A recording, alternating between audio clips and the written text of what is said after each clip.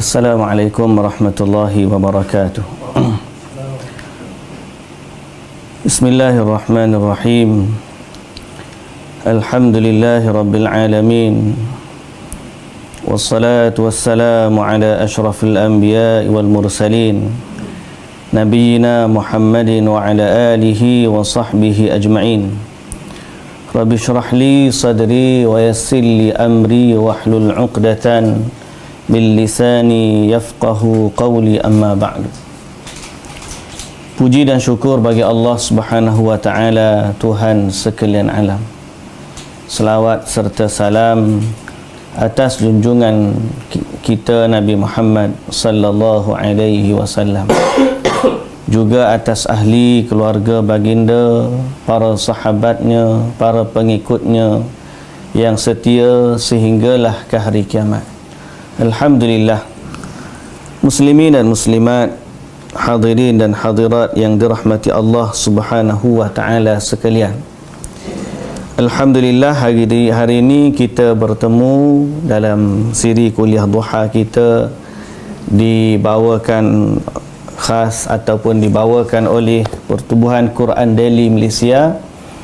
Dan kuliah mingguan kita hari ini menyambung ataupun membaca siri baru, iaitulah kita nak mengetahui kehidupan Rasulullah sallallahu alaihi wasallam ataupun sunnah Rasulullah sallallahu alaihi wasallam dalam kehidupan kita sehari-hari. Kerana sebagai umat kita ni memang wajiblah bagi kita untuk mengikuti Nabi kita sallallahu alaihi wasallam. Kerana syahadah kita la ilaha illallah Muhammadun Rasulullah. Inti la ilaha illallah Muhammadun Rasulullah adalah kita mengakui bahawa Allah itu Tuhan yang telah menciptakan kita, dan dialah satu-satunya Tuhan yang berhak untuk disembah, dan dialah satu-satunya Tuhan yang kita persembahkan diri kita kepadanya. Syahadah Muhammad Rasulullah pula menunjukkan utusan Allah yang Allah utuskan kepada kita, yang wajib kita beriman kepadanya dan mengikuti tunjuk ajarnya, mencontohi amalan perbuatannya, meneladani kehidupannya, iaitulah Nabi kita Muhammad sallallahu alaihi wasallam. Jadi bila kita kata Muhammad Rasulullah, wajib bagi kita sebagai umat Islam untuk mengikuti Nabi kita Muhammad sallallahu alaihi wasallam. Justru kita sebagai umat Islam mesti senantiasa berbicara, berbincang, mengajarkan, mempelajari, atau sebelum itu mempelajari dan mengajarkan apa sebenarnya bentuk kehidupan Nabi kita Muhammad sallallahu alaihi wasallam. Kerana dua matlamat. Matlamat yang pertama, untuk orang-orang yang sebelumnya kerana mereka jahil terhadap sisi kehidupan Rasulullah sallallahu alaihi wasallam, akhirnya menyebabkan mereka menghina Nabi. Jadi bila kita senantiasa bincang tentang ni, akhirnya orang yang duk hina Nabi ni, setelah dia dengar kehidupan Nabi, oh begini rupanya kehidupan Nabi kita Muhammad sallallahu alaihi wasallam, lalu akhirnya mereka berubah daripada membenci kepada mencintai. Jadi salah satu daripada tujuan kita belajar sunnah Nabi ni adalah untuk mencintai Nabi sallallahu alaihi wasallam. Sebab orang kata tak kenal maka tak cinta. Jadi kalau ada orang yang benci kepada Rasulullah, terutama orang kafir, kalau kita nak pindah, nak ajarkan kepada mereka supaya mereka sekurang-kurangnya menghilangkan rasa benci mereka kepada Nabi sallallahu alaihi wasallam pada sosok tubuh baginda. Kerana bila kita belajar akhlak Nabi, sangat baiknya Rasulullah sallallahu alaihi wasallam. Dan kita sebagai umat hak dah beriman ni, bila kita belajar menambahkan kecintaan kita kepada baginda Nabi sallallahu alaihi wasallam. Jadi ini tujuan pertama kita, senantiasa belajar dan senantiasa baca tentang sunnah kehidupan baginda sallallahu alaihi wasallam.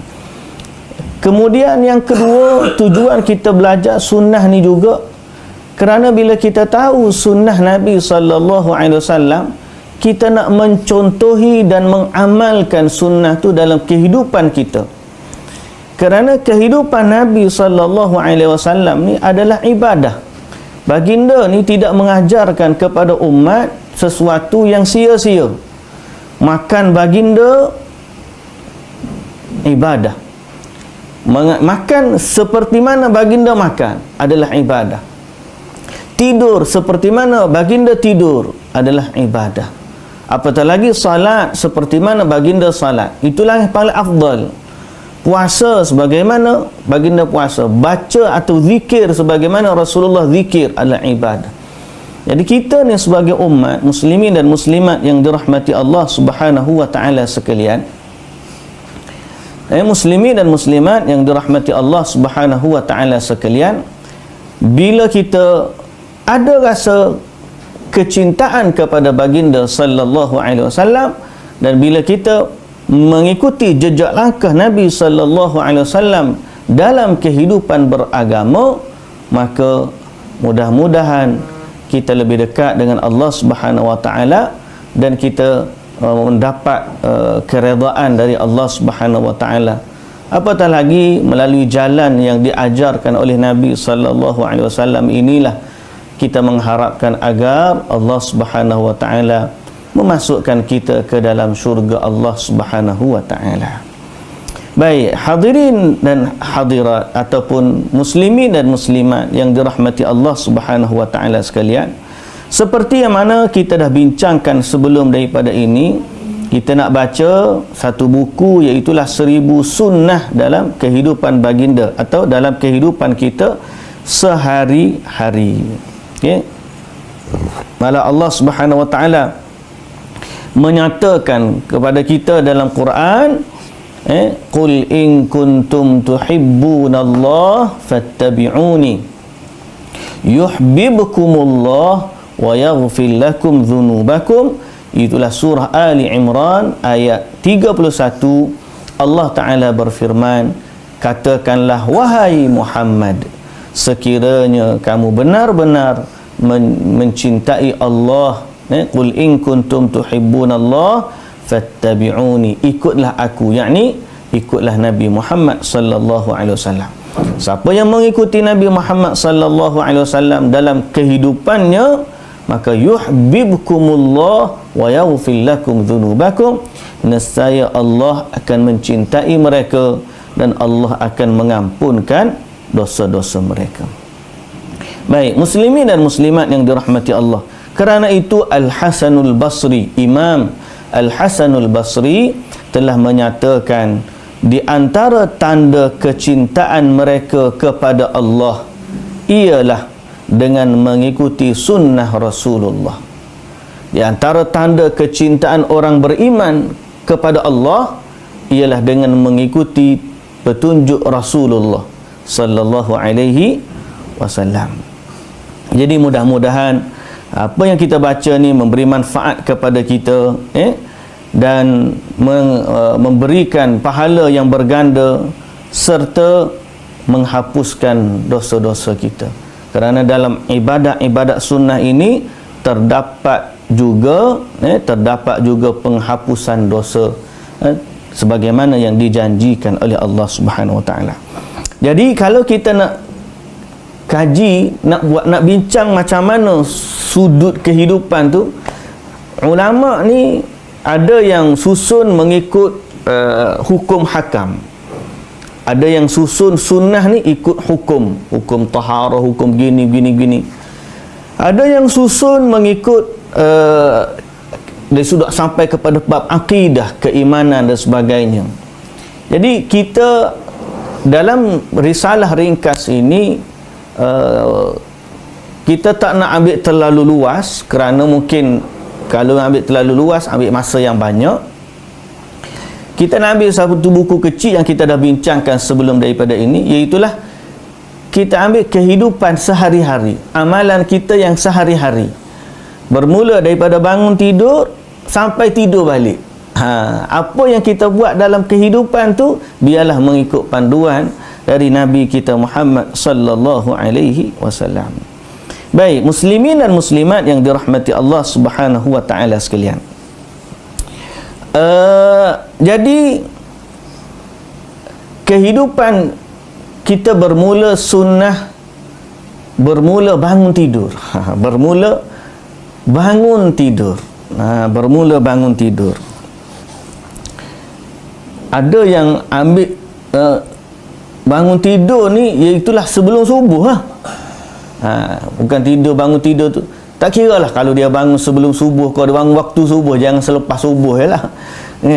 Kalau dia bangun pada waktu ni, waktu awal pagi ni, sebagai orang Islam, kita nak tengok apa yang Nabi buat sallallahu alaihi wasallam di saat Nabi bangun tidur. Di saat Nabi ni bangun tidur, apa yang Nabi sallallahu alaihi wasallam buat? Okey. Pertama disebutkan bahawa Nabi sallallahu alaihi wasallam baginda menyapu mukanya apabila bangun daripada tidur. Baginda sallallahu alaihi wasallam menyapu mukanya apabila bangun daripada tidur. Pada minggu yang lalu kita dah bincangkan betapa amalan-amalan sunnah ini para sahabat bila tahu mereka akan bersungguh-sungguh mengamalkannya. Baik. So kita katakan tadi diawalkan dengan bangun tidur. Okey. Pertama, bila baginda Nabi sallallahu alaihi wasallam bangun daripada tidur, okey, baginda menggosok muka, gosok. Gayanya mata lah, kalau kita agak gayanya mata, gayanya, tahu gayanya? Gayanya kata apa cari gayanya? Gayanya ataupun sapu muka lah, menyapu mukanya disebutkan. Kerana dalam hadis riwayat Imam Muslim, Rasulullah sallallahu alaihi wasallam apabila bangun dari tidur, baginda duduk dan membasuh muka ataupun membasuh bekas tidur dari wajahnya dengan tangannya, atau menghilangkan kesan tidurnya dari wajahnya dengan tangannya. Jadi apabila dia bangun, baginda gosok, menghilangkan kesan tidur, kemudian baginda bangun duduk, Nabi sallallahu alaihi wasallam duduk, dan seterusnya baginda sallallahu alaihi wasallam disebut menggosok gigi dengan siwak. Gosok gigi dengan siwak. Tak kira lah, sama ada dengan siwak pun boleh, dengan sugi pun boleh. Sugi dengan siwak sama kan, kayu sugi dengan kayu siwak, ataupun dengan beruh gigi. So kalau beruh gigi tu, kalau duduk dalam tandas, kita akan sebut pula doa masuk tandas lepas ni. Tapi nak sebutnya, pertama Nabi sallallahu alaihi wasallam kalau duduk di tempat tidur, Nabi bangun, Nabi gosok muka. Kemudian kalaulah kita kata kita ikut susunan kita hari ni, yang tak kisah nak gosok muka dulu ke, ataupun kalau andai nak siwak dulu, bangun-bangun siwak dulu pun boleh, ataupun nak pergi masuk siwak gosok gigi lah tandas, itu ada keluasannya, ada keluasan. Okey, baik, jadi dua. Pertama, bangun tidur, duduk gosok muka, hilangkan kesan tidur. Yang kedua, kalaulah masa tu ada sugi dah, boleh bersugi terus. Kalau tak ada lagi, tak apa. Yang ketiga, bila Nabi SAW bangkit daripada tidur ni, baginda membaca doa bangun tidur. Membaca doa bangun tidur. Jadi boleh juga, contohnya bangun-bangun pun baca doa tidur tu boleh. Boleh juga.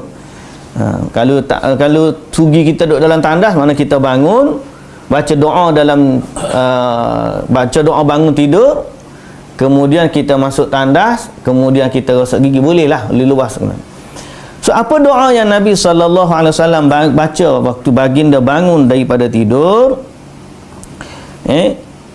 Baginda sallallahu alaihi wasallam baca, alhamdulillahilladzi ahyana ba'dama amatana wa ilaihin nusyur. Kadang-kadang sebab kita mamai, kita lupa nak baca ni, terus ingat-ingat, Allah aku tak baca tu tadi.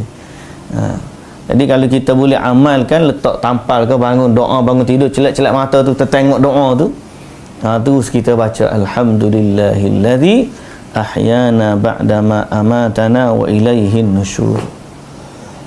Rasanya yang ni ingat semua dah, pasal ni biasa yang diajar daripada kecil-kecil lagi pun, di tadika pun ada. Baik, kemudian baginda sallallahu alaihi wasallam membacakan ayat 10 ayat terakhir surah Ali Imran. Inna fi khalqis samawati wal ard wa ikhtilafil laili wan nahar la ayatil liulil albab. Semua perkataan ini, perbuatan ini terdapat, ataupun baginda usap mata, mengatap langit, tengok ke langit, tengok ke atas, dan kemudian baca ayat Quran surah Ali Imran tadi. Dalam hadis riwayat Imam Bukhari dan juga Muslim, dari hadis Abdullah ibn Abbas radhiyallahu anhuma, bahawa dia menginap pada suatu malam di rumah Maimunah. Maimunah ni mak saudara dia. Jadi dia pun duduklah di tidur rumah Maimunah ni. Kemudian setelah dia tidur, dia kata sementara Rasulullah sallallahu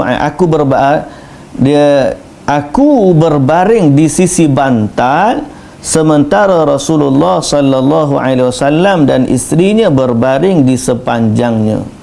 Masa ni Abdullah bin Abbas kecil lagi lah, dia masuk rumah dalam mak saudara dia ni. Jadi dia duduk di rumah mak saudara dia, kadang-kadang dia tidur situ. Bila dia tidur, jadi Nabi kebetulan waktu tu tidur di rumah Maimunah radhiyallahu anha ni. Dia kata Rasulullah tidur, sehingga pada waktu pertengahan malam, pada waktu pertengahan malam atau sedikit sebelum tengah malam atau sedikit setelahnya. Jadi kira-kira tengah malam lah, sebelumnya sikit atau selepasnya sikit, sebab di zaman dulu dia tak nak jam lah, lebih kurang tengah malam. Kata Abdullah ibnu Abbas, Rasulullah sallallahu alaihi wasallam bangun. Jadi dia pun bila duduk tidur tu, dia tengok Rasulullah tengah malam bangun. Bila Rasulullah bangun, dia kata Rasulullah duduk. Lepas bangunan Nabi bangun bangkit daripada tidur, dia duduk. Bila duduk tu baginda mengusapkan matanya. Baginda gosok mata. Tu kita kata genyeh, tu bahasa Kelantan kita panggil genyeh. Tapi kita gosok lah. Dia gosok mata, dia gosok. Lepas dia gosok, lalu baginda membacakan ayat-ayat di surah Ali Imran, penutup surah Ali Imran. Jadi berdasarkan ayat ni, hadis ni menunjukkan termasuk sunnah juga ialah seorang tu bila bangkit daripada tidur, dia baca ayat terakhir surah Ali Imran. Alhamdulillahilladzi ahyana ba'da ma amatana wa ilaihin nusyur, tu memang dah sunnah dia juga. Okay? Kalau dia hafal lah, mana sebaiknya hafal lah ayat ni Inna fi khalqis samawati wal ardi wa ikhtilafil laili wan nahar la ayatin li ulil albab الذين يذكرون الله قياما وقعودا وعلى جنوبهم ويتفكرون في خلق السماوات والأرض ربنا ما خلقت هذا باطلا سبحانك فقنا عذاب النار. Panjang, lebih kurang 1 muka setengah. Ada sebahagiannya lain tak baca waktu bangun tidur terus, dia baca waktu dalam solat malam, ada juga disebutkan, boleh juga dibacakan di situ.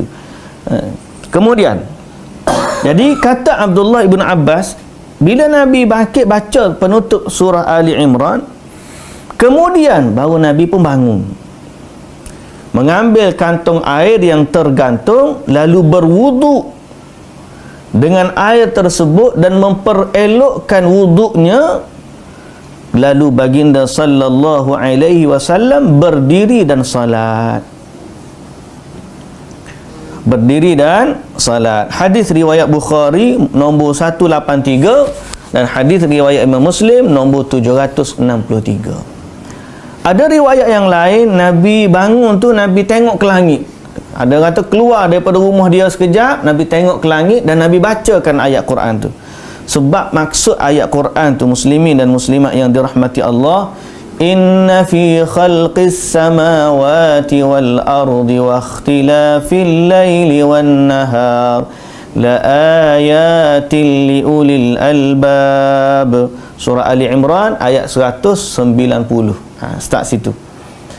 Jadi maksud dia, sesungguhnya pada penciptaan langit dan bumi dan penggiliran malam dan siang adalah tanda-tanda kekuasaan Allah bagi orang yang memiliki hati yang benar. Jadi bila dia tengok malam bersilih dengan siang, dia tengok penciptaan langit, dia merasakan keagungan Allah Subhanahu wa taala, lalu dia pun baca ayat Quran yang mengingatkan kepada keagungan Allah Subhanahu wa taala tersebut. Yang ni saya rasa mungkin kadang-kadang jarang-jarang yang orang buat lah. Okey. So bila kita tahu ni, mudah-mudahan kita boleh buat walau sekali pun tak bedah. Ini sunnah ni kalau ikutkan nak buat belaka tu ada dia panggil kemampuan orang berbeza-beza. Jadi sekurang-kurangnya sebagaimana Imam Ahmad bin Hanbal, Imam Ahmad ni dalam musnad dia ada 40,000 hadis. Musnad dia tu. Dan dia kata bila dia masukkan tidak ada hadis dia masukkan, melainkan dia cuba untuk amalkan. Sehingga waktu sampai ke hadis Nabi SAW berbekam dan Nabi bayar tukang bekam tu dengan 1 dinar. Jadi dia pun pergi cari tukang bekam, berbekam, bayar 1 dinar. 1 dinar ni mahal lah.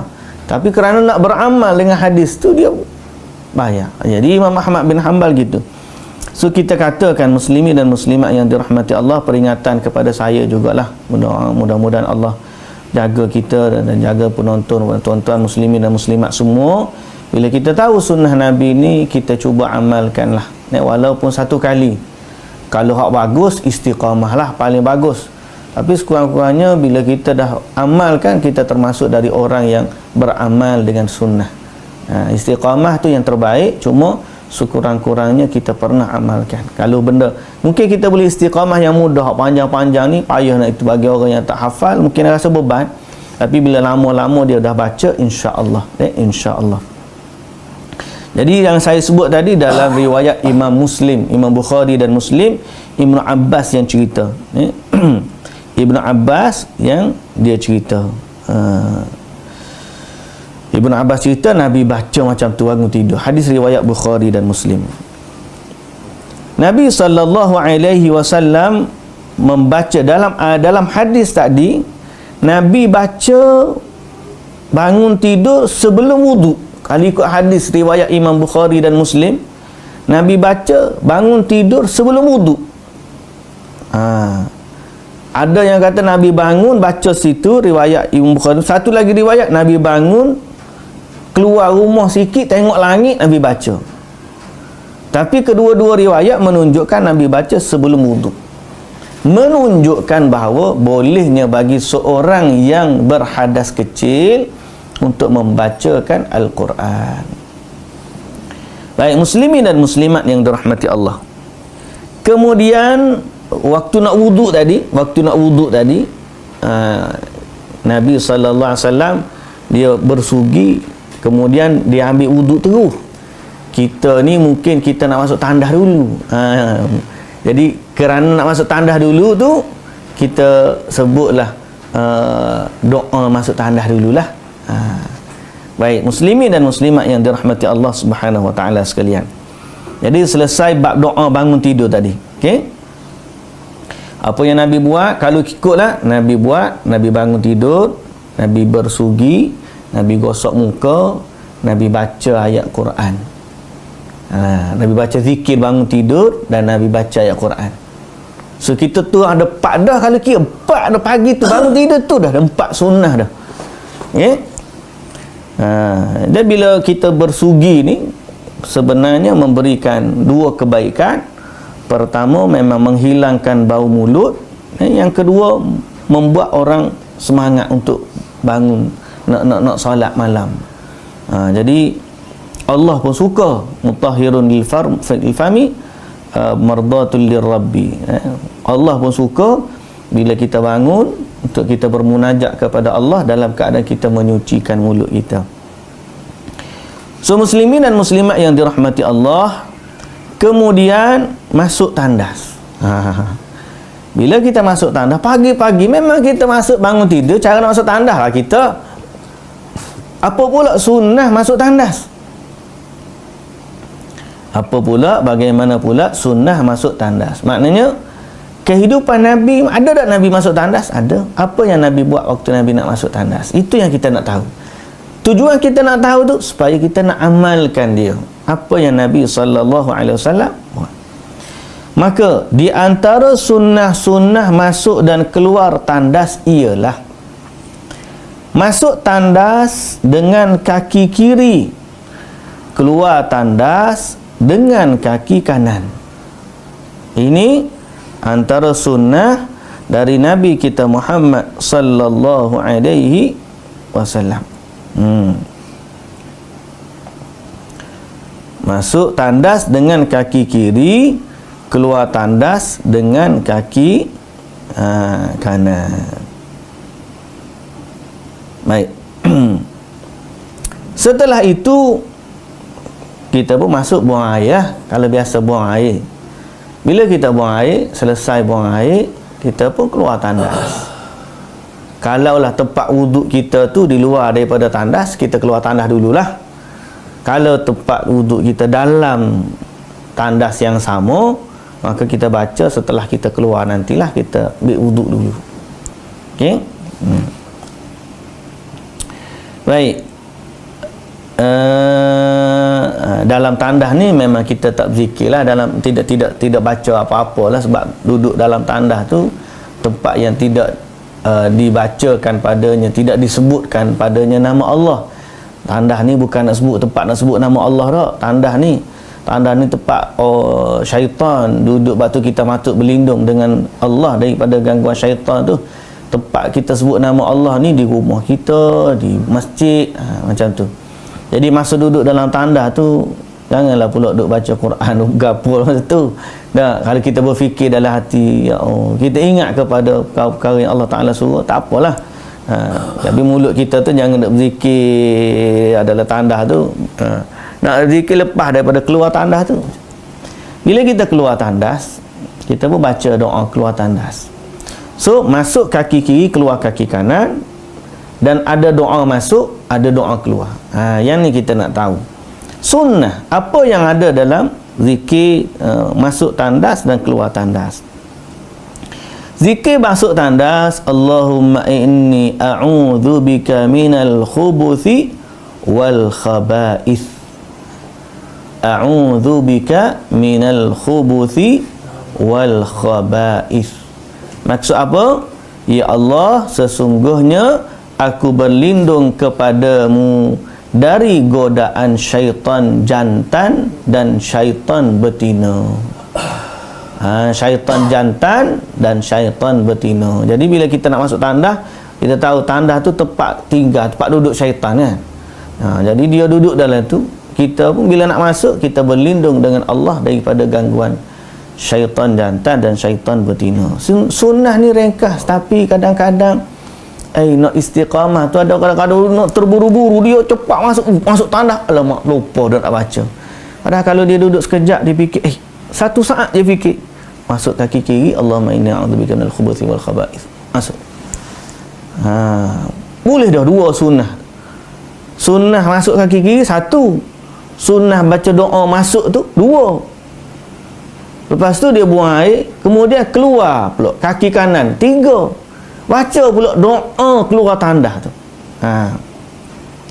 Doa keluar tandas ni apa pula baca? Ya salam. Doa keluar tandas ni sangat-sangat pendek. Kalau mengikut hadis riwayat Ashabus Sunan, kecuali Al-Imamun Nasa'i, Nabi SAW keluar tandas dia baca satu kalimah je. Ghufranaka. Ghufranaka. Maksud ghufranaka ni keampunanmu. Maknanya aku mohon keampunanmu ya Allah. Pendek tak? Pendek. Sangat-sangat pendek. Ghufranaka. Ghufranaka.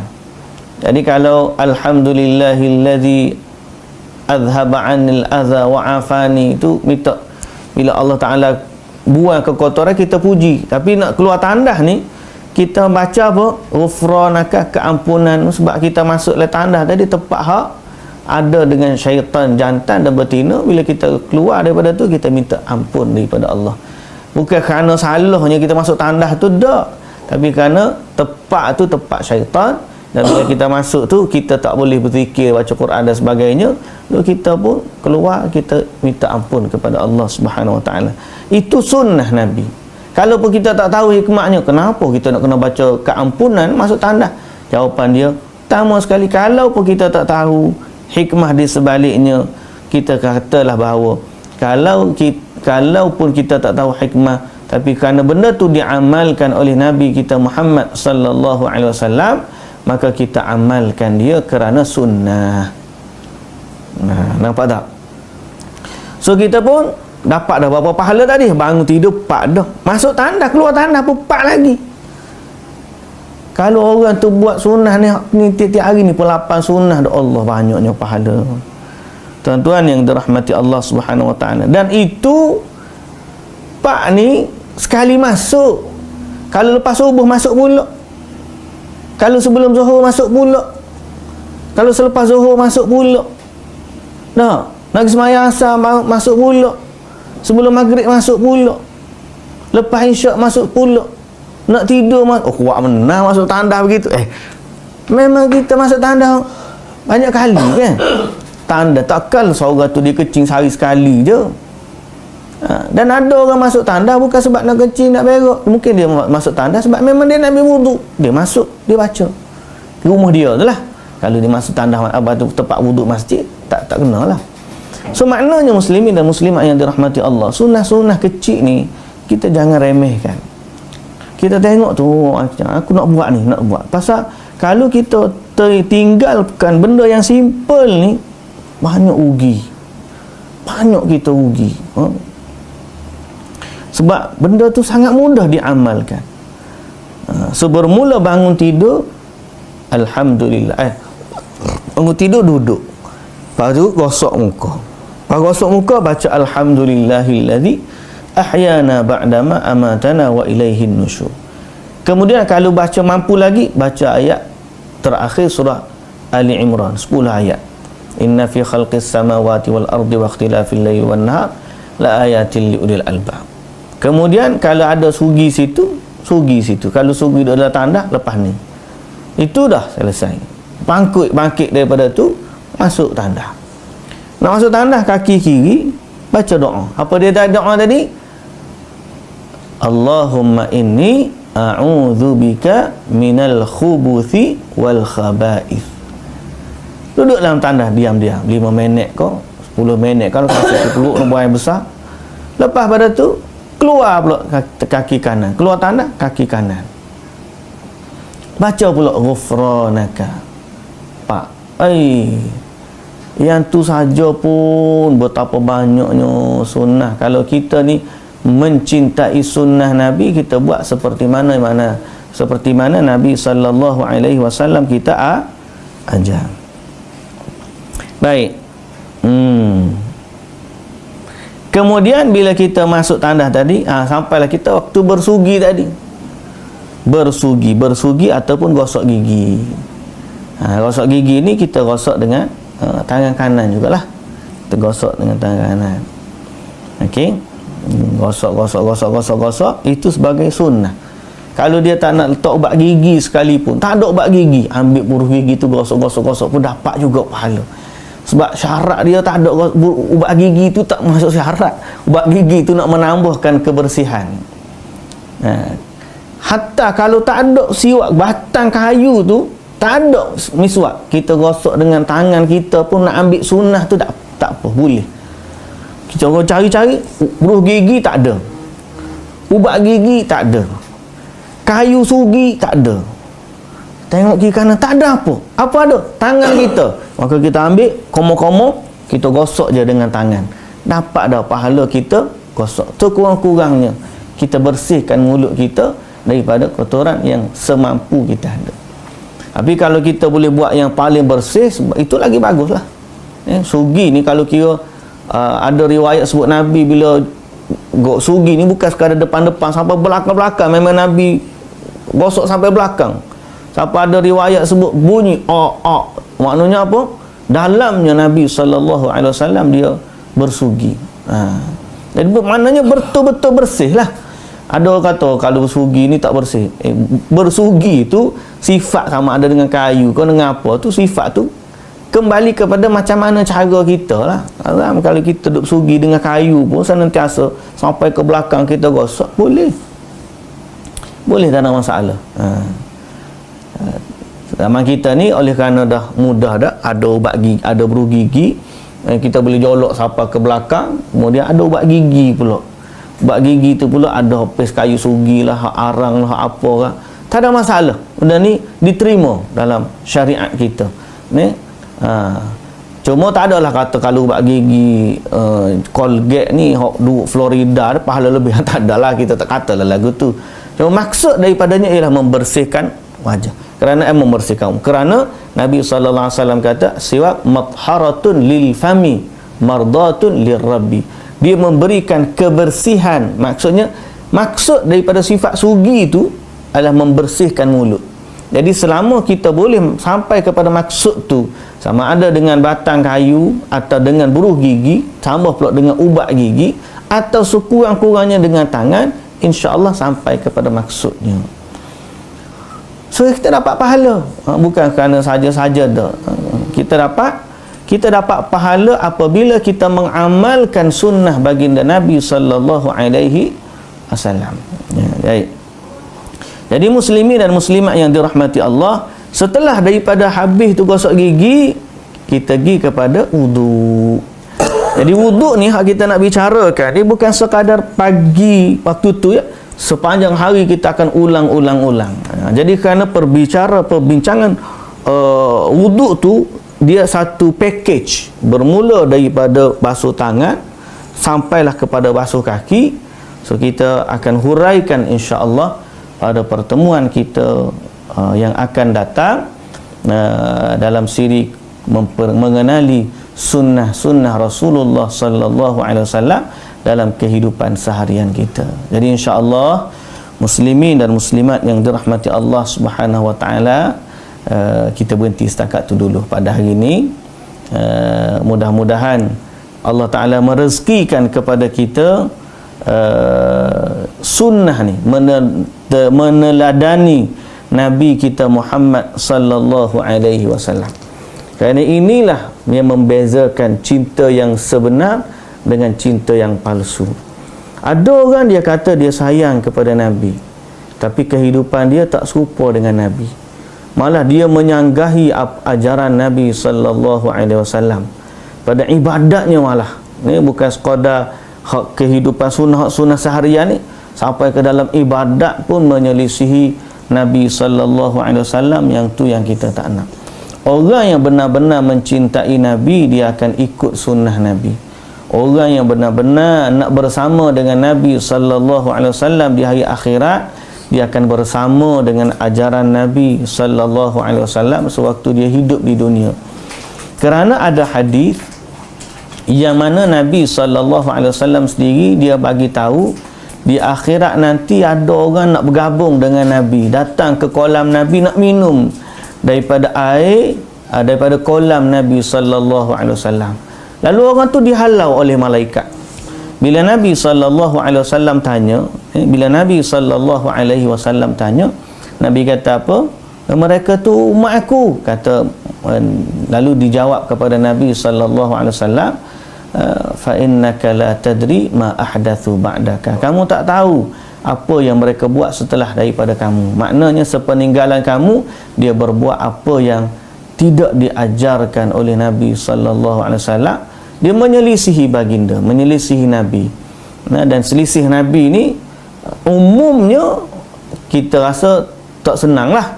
Dan darjat dia ada yang boleh sampai ke tahap rugi, ada yang rugi sebab sunat benda ni kalau kita tak buat rugi.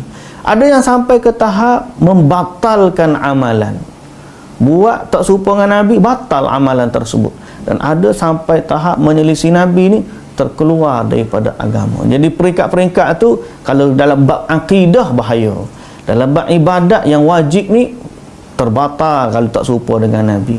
Dan kalau lah sunat-sunat ni, jadi umumnya siapa yang menyelisih Nabi tu rugi, sangat-sangat rugi. Dan paling kita bimbang dalam bab akidah yang besar. Jadi sekali lagi saya pesan muslimin dan muslimat yang dirahmati Allah, pesanan untuk diri saya dan pesanan juga untuk sahabat-sahabat. Kebetulan saya pun baru balik daripada seminar di Indonesia. Semalam baru sampai. Seminar itu seminar ilmu hadis. Itu seminar tentang macam mana hadis atau pedoman hadis dalam kehidupan kita. Dan terkhusus baru ni ialah dalam kehidupan kita menjaga keamanan negara. Jadi keamanan negara ni adalah anugerah nikmat yang Allah Ta'ala bagi kepada kita. Kerana Nabi sallallahu alaihi wasallam kata man istayqadha fa huwa aminun fi sirbihi wa huwa aminun fi sirbihi mu'afan fi badanihi. Kalau dia tu bangun daripada tidur, dia aman tempat tinggal dia, sihat tubuh badan, dan diberikan rezeki pada hari itu, faka'annama hizat lahud dunya, seakan-akan dibentangkan kepadanya dunia dengan seisinya. Maknanya dia seolah-olah dia jadi raja. Pasal keamanan ni anugerah Allah, sangat penting. Dan Allah Ta'ala puji orang-orang, Allah Ta'ala peringatkan orang Quraisy, li'ila fi Quraisy ila fihim rihlatash shita'i was-saif falyabudu rabb hadzal bait alladhi at'amahum min ju'in wa amanahum min khauf. Amanahum, memberi keamanan. Jadi keamanan ni nikmat, anugerah dari Allah Subhanahu wa taala. Tapi menjaga keamanan mesti juga dengan sunnah Nabi. Macam mana Nabi mengajar kita supaya mentaati pemimpin, tidak memberontak, tidak khuruj, dan taat dalam perkara ma'ruf. Tapi bukan meredai semua yang mereka buat, tapi kita mentaati dalam perkara yang ma'ruf untuk menjaga kestabilan. Sebab kalau kita tengok negara-negara yang sebahagiannya memberontak lah, kita kata nak tukar tu dalam keadaan memberontak. Sekarang ni berlaku di Sudan, huru-hara dah tak aman. Berlaku sebelum sekarang ni dah lama dah di Syria, sampai ke hari ni tak aman. Jadi keamanan ni sangat penting untuk kita jaga. Dan bila saya hadir tu Jadi nampak lebih lagi jelas kepada kita bahawa sunnah ni bukan sekadar amalan-amalan kecil ni. Sunnah Nabi ni meliputi kehidupan kita keseluruhannya, sampai ke dalam urusan kepimpinan dan urusan rakyat mentaati pemimpinnya, dan urusan kita dengan manusia serta urusan kita dengan Tuhan yang Maha Pencipta, semuanya ada dalam sunnah Nabi sallallahu alaihi wasallam. Dan kita mendoakan kepada orang-orang yang Allah lantik untuk menjaga urusan umat Islam, terutamanya yang di Pertuan Agong kalau pak kita ni yang tertinggi sekali, agar Allah beri kesihatan, Allah beri kepada dia kebijaksanaan, Allah kurniakan kepadanya kepandaian untuk menjaga kestabilan negeri dan negara kita, dan paling utama menjaga kestabilan agama. Kerana antara kebaikan yang ada apabila saya dengar seorang profesor dia bercerita bahawa kenapa orang-orang dulu meletakkan urusan agama di bawah raja-raja setelah daripada bincang perlembagaan negara, supaya urusan agama tu tidak diperkotak-katikkan oleh politik. Jadi bila kalau tukar politik, tukar begitu gini, tak. Urusan agama dijaga. Itu maksud mereka. Jadi kita doalah kepada Allah agar Allah jaga urusan agama kita, Allah jaga generasi kita, generasi kehadapan ni macam-macam akan datang. Kita pun tak tahu. Semalam Dr. Zulkifli Al-Bakri ada ulas sedikit tentang isu penggunaan nama Allah bagi orang Kristian di Malaysia. Saya pun kurang mendalami sangatnya, cuma dia mendoakan, dia kata in uridu illal islah, nasihat dia agar kita sepakat sama-sama menjaga agama kita semua. Jadi inilah sunnah ni sebenarnya merangkumi semua perkara. Cara kita mendoakan, menasihati pemimpin kita dan seumpama dengannya termasuk dalam sunnah. Jadi kalau orang tu belajar sunnah Nabi ni, dia akan terpandu ke arah jalan kebaikan. Itulah yang kita cita-citakan, muslimin dan muslimat yang dirahmati Allah. Jadi sekali lagi kita berhenti setakat tu dulu. InsyaAllah kita akan sambung pada pertemuan yang akan datang berkaitan dengan sunnah-sunnah ketika berwudu, InsyaAllah. Wallahu ta'ala alam. Subhanakallahumma wa bihamdika asyhadu an la ilaha illa anta astaghfiruka wa atubu ilaik. Aqulu qawli hadza wa astaghfirullahal azim li wa lakum. Wassalamu alaikum warahmatullahi wabarakatuh.